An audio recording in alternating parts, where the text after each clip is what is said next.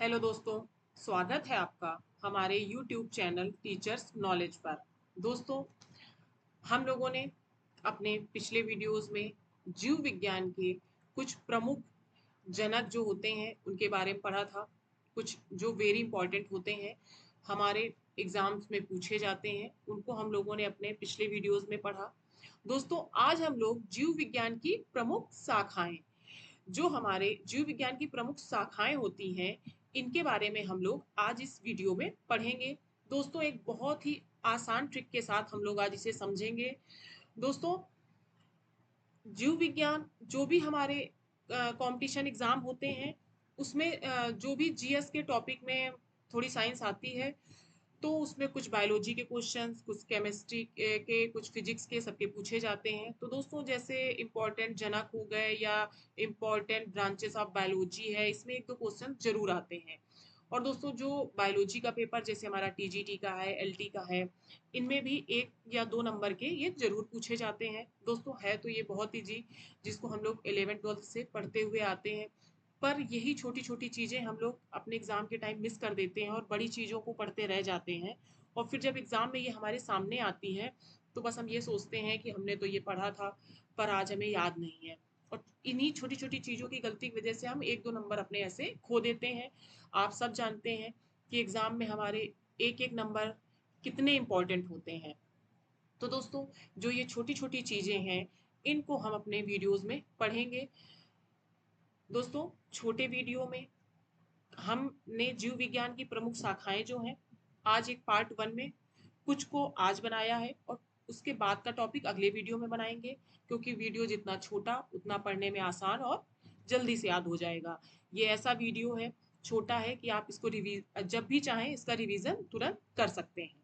तो आइए दोस्तों, स्टार्ट करते हैं। Important branches of biology. तो पहला क्या है? एनाटॉमी। एनाटॉमी, इसके अंतर्गत हम लोग किसका अध्ययन करते हैं? जीवों की आंतरिक संरचना का। एनाटॉमी के अंतर्गत हम लोग जीवों की आंतरिक संरचना का अध्ययन करते हैं। अगला है एल्ग्रोलॉजी। एल्ग्रोलॉजी के अंदर हम लोग क्या करते हैं? मृदा प्रबंधन तथा फसलों के उत्पादन का विज्ञान। एग्रोलॉजी के अंदर हम लोग मृदा प्रबंधन और फसलों के उत्पादन का अध्ययन करते हैं। अगला है एग्रो एस्ट्रोलॉजी।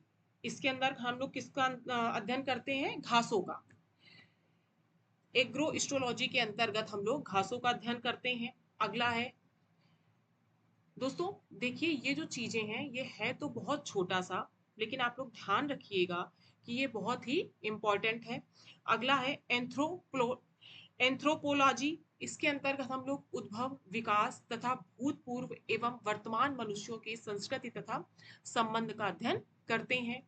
आगे देखते हैं एपीकल्चर। दोस्तों, एपीकल्चर ये तो कई बार एग्जाम्स में आया हुआ है और आप लोग को अच्छे से पता होगा। इसमें हम लोग मधुमक्खियों का अध्ययन करते हैं, स्टडी ऑफ हनी भी एपीकल्चर में। इसके बाद क्या है? एंथ्रोलॉजी। एंथ्रोलॉजी के अंतर्गत हम लोग किसका अध्ययन करते हैं? पुष्पों तथा पुष्पी पादपों का। आगे देखते हैं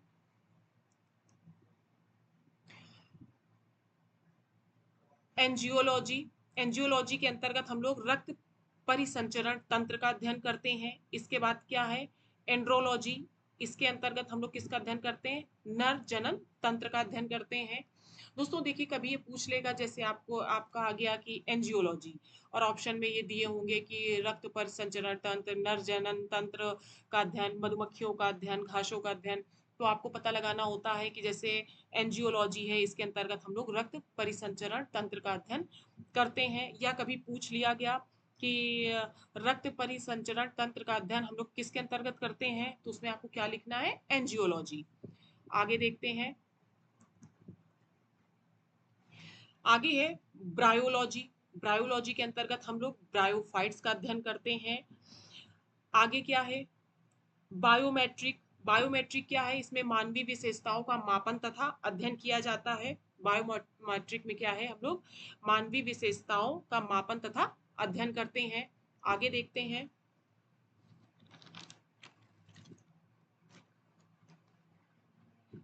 बैक्टीरियोलॉजी। इसके अंतर्गत हम लोग किसका अध्ययन करते हैं? जीवाणुओं का। बैक्टीरियोलॉजी स्टडी ऑफ बैक्टीरिया, ये आप लोग जानते होंगे कि बैक्टीरियोलॉजी के अंतर्गत हम लोग स्टडी ऑफ बैक्टीरिया का अध्ययन करते हैं।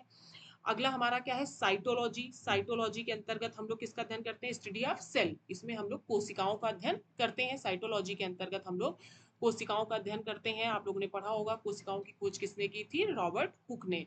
लेकिन रॉबर्ट हुक ने किस कोशिका की खोज की थी, मृत कोशिकाओं की। रॉबर्ट हुक को क्या कहते हैं, फादर ऑफ साइटोलॉजी, इन्होंने मृत कोशिकाओं की खोज की। आगे देखते हैं क्रायोबायोलॉजी। क्रायोबायोलॉजी के अंतर्गत हम लोग किसका अध्ययन करते हैं, निम्न ताप पर जीवों के ऊपर प्रभाव का अध्ययन, ये किसके अंतर्गत करते हैं हम लोग, क्रायोबायोलॉजी के अंतर्गत। आगे हमारा क्या है, कार्डियोलॉजी। कार्डियोलॉजी के अंतर्गत हम लोग किसका अध्ययन करते हैं, हृदय का। कार्डियोलॉजी के अंतर्गत हम लोग हृदय का अध्ययन करते हैं। दोस्तों ये कुछ इम्पोर्टेंट थे, और इसलिए ये वीडियो छोटा सा था, क्योंकि जितना ही छोटा होगा आप लोग एक बार पढ़ेंगे आप जल्दी से याद कर सकते हैं, या कभी आप एग्जाम टाइम जा रहे हैं तो आपको रिवीजन के लिए कि इंपॉर्टेंट आपने तुरंत वीडियो खोला और ये 15 या 20 होंगे, आप इनको तुरंत पढ़ के याद कर सकते हैं। दोस्तों ये भी और भी इम्पॉर्टेंट ब्रांचेस हैं जिनको हम लोग अगले वीडियो में पढ़ेंगे।